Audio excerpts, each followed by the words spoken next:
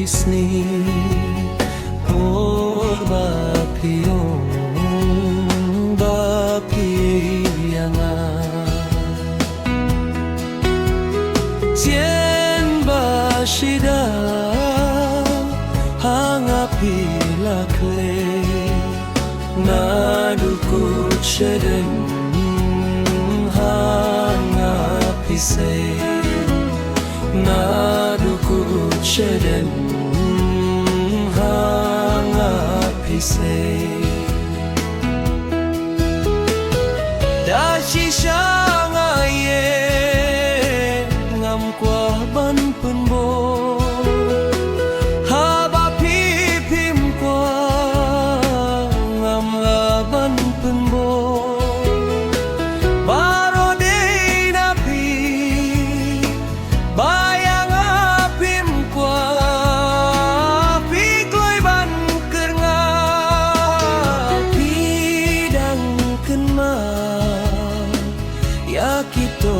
kisni por bapiyong bapiyangan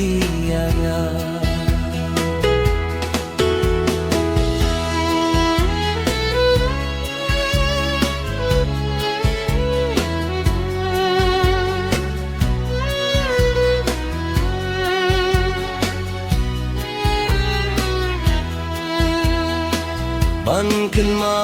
rufim kwa ban ketrupim la baroki bangala kren happy kinyai sa ban kenma rufim kwa ban ketrupim la baroki bangala kren happy kinyai sa dashi shangaye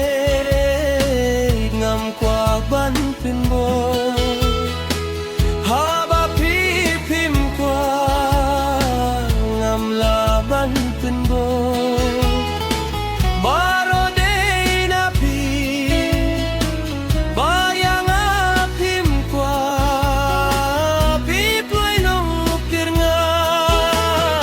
pidang kenma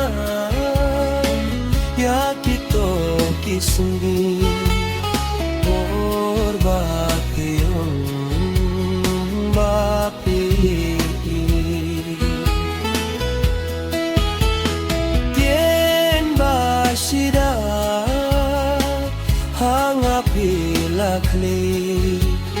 nadukut shedem hangapise